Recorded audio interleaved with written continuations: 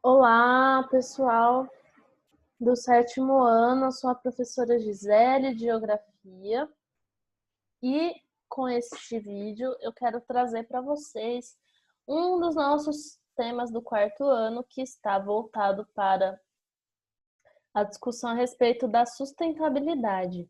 E dentro dessa discussão é importante nós falarmos a respeito das comunidades tradicionais e a apropriação dos recursos naturais feitos por elas.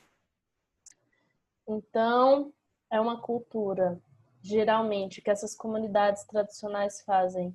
É uma cultura de extrativismo e do desenvolvimento circular oferecido pela natureza. Então, vamos entender o que é tudo isso? Nós vemos aqui umas mulheres indígenas tecendo com a palha do coco, fazendo cestos. Aqui temos uma comunidade tradicional também com esses cestos, né, feitos de coco, mas na verdade eles estão cortando, né, uma castanha que eles extraíram também do território, né? E aqui nós temos uma representação dessa árvore, do que seriam as comunidades tradicionais. Então você vê aqui um pescador, pessoas indígenas, pessoas ribeirinhas, né? Essa foto aqui na beira do rio. Pessoas quilombolas, né? Descendentes de pessoas africanas. Então, para entender a ideia de comunidade tradicional, é preciso a gente entender uma palavrinha, que se chama essa palavrinha autóctone. Eita, quase não saiu. Autóctone. O que significa uma população, um povo autóctone. Significa que se trata de um povo natural da região em que habita, do país em que habita, e que descende de raças que ali sempre viveram. Então, essa comunidade autóctone se trata de grupos que sempre estiveram ali, nasceram ali, se criaram ali e representam uma determinada cultura, uma determinada etnia. Então, vemos aqui, né? Comunidades tradicionais como povos que são culturalmente diferenciados e que se reconhecem como tais. Ou seja, eles são diferentes da sociedade homogênea, né, da cidade, como a gente vê hoje, todo mundo igual, mais ou menos assim, comendo as mesmas coisas, tendo a mesma religião, né? Eles são diferentes, eles têm a organização social deles, cultural, econômica, e eles estão vinculados ao território que eles vivem, usando todos os recursos naturais que têm à disposição deles para fazer a cultura deles, a religião deles, a economia deles,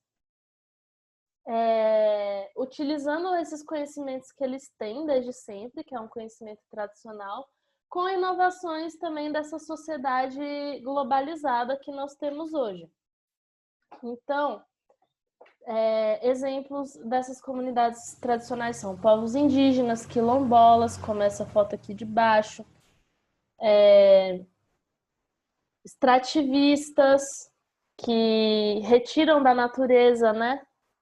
Extrativismo é extrair da natureza determinados produtos, os ribeirinhos que moram na beira do rio, os seringueiros, que são aqueles que trabalham, né, com a extração da borracha da árvore da seringueira, pescadores artesanais e por assim vai. Então, esses povos têm uma forma de fazer a cultura e a economia deles. Então, vejam aqui.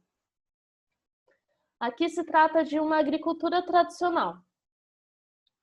Essa agricultura tradicional, ela é pouco mecanizada, pode até ter alguns aparatos mecânicos, né?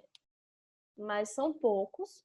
E geralmente essa agricultura está voltada para a subsistência da comunidade, ou seja, para a comunidade se manter, se alimentar, mas também ela produz excedentes, ou seja, essa comunidade ela pode produzir o suficiente para vender para outras localidades ali da região ou de outros lugares do Brasil.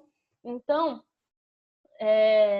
tá vendo isso aqui tudo? Tudo isso é plantação de mandioca. Com certeza eles tiram muita mandioca daí. Então, essa agricultura tradicional usa pouco maquinário, que polui, né, para se criar máquinas de grande porte, como desse segundo lado. E usa poucos agrotóxicos e fertilizantes, porque eles usam não o conhecimento científico, mas o conhecimento da terra. Então, eles sabem quando que é a melhor região de plantar para evitar determinados bichos. E por assim vai, diversas tecnologias tradicionais que eles têm. E eles conservam maior biodiversidade. O que isso significa? Que para plantar, olha essa plantação de mandioca deles, eles não precisaram desmatar muito. Olha toda essa região aqui atrás. Então, a agricultura se trata disso, desse conhecimento tradicional que é aliado também na economia realizada por esses povos.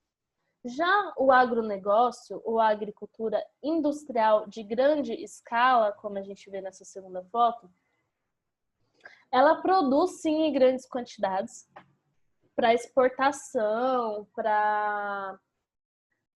ou seja, para fora do país, para atender as demandas dentro do país. Mas, apesar disso, né, apesar desse grande benefício, ela tem um problema de depender de muitos maquinários que precisam poluir muito para ser feitos, né, descartados, né, e feitos, precisa de muita matéria-prima. E essa agricultura também utiliza de muitos agrotóxicos e fertilizantes. Por quê? Porque se planta todo ano a mesma coisa no mesmo território. E geralmente existe a época certa para se plantar. E como eles não plantam no tempo certo, se usa diversos tipos de defensivos agrícolas para fazerem essas plantações darem certo. Então, eles também têm esse monocultivo, que diferente da biodiversidade, que foi o que a gente falou antes, representa agora o desmatamento. Então, olha o pouquinho de floresta que ficou aqui. Ficou pouquinho de floresta porque eles desmataram tudo isso aqui para plantar uma coisa só. Então, quando a gente fala de comunidades tradicionais, a gente também fala de preservação. A gente fala de economia sustentável. Por quê? Porque fortalece nossa biodiversidade, então protege a natureza em diversos sentidos, no sentido de evitar a poluição, de evitar o desmatamento, a poluição dos rios pelos agrotóxicos, fertilizantes. Então, quais que são as obrigações do Estado brasileiro para ajudar, né, para assistenciar essas comunidades tradicionais? Bom, a Constituição traz que é preciso apoiar projetos que promovam a manutenção das culturas e economias dessas comunidades tradicionais. Então, elas precisam desse apoio do governo para que elas possam continuar exercendo essa atividade sustentável delas. Assegurar o território dessas comunidades. Então,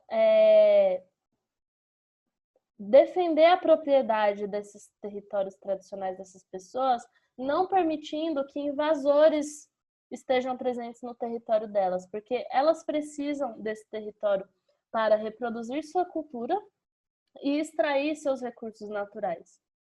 Então, é preciso também assegurar o direito básico delas, como saneamento básico e a saúde. Então, são direitos básicos de todo brasileiro isso, em qualquer lugar.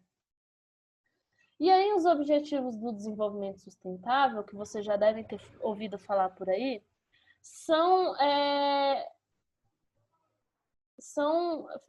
objetivos traçados pela ONU, que é a Organização das Nações Unidas, para acabar com a desigualdade e para acabar com a desigualdade no mundo e em prol também da preservação, né, do meio ambiente para as futuras gerações. Então, o objetivo 12 e o objetivo 11 dessa ODS trazem muito bem uma conexão desse papel das comunidades tradicionais no Brasil e no mundo. Então, se o objetivo 12 fala que o desenvolvimento sustentável e os estilos de vida devem ser em harmonia com a natureza até 2030, a gente tem muito a aprender com essas sociedades tradicionais, porque é isso que elas fazem, elas vivem em harmonia com a natureza.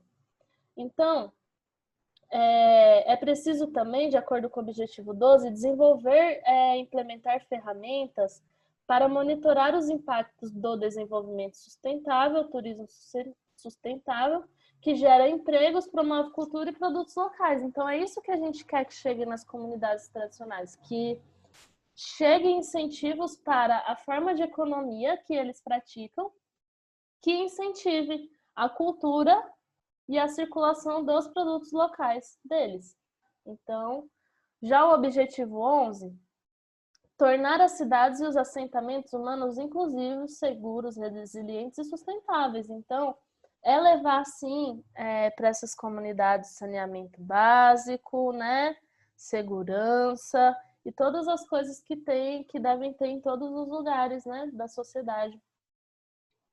Bom, também fala esse objetivo que é preciso fortalecer esforços para proteger e salvaguardar o patrimônio cultural e natural do mundo. Então, o objetivo 11 está falando, vamos preservar o patrimônio cultural das comunidades tradicionais e o patrimônio natural, que também é guardado pelas comunidades tradicionais. Então, apoiar relações econômicas, sociais e ambientais positivas. Então, toda essa preocupação com criar um ambiente saudável de trabalho, no sentido mesmo da sustentabilidade, de que nós possamos aprender como que essas comunidades usam os recursos naturais, porque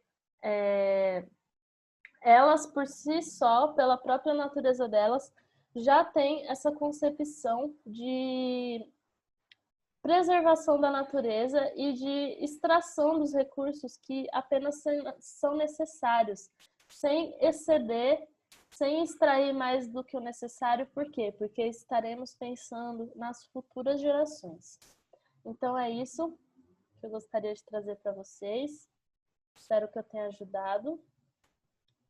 E bons estudos para nós.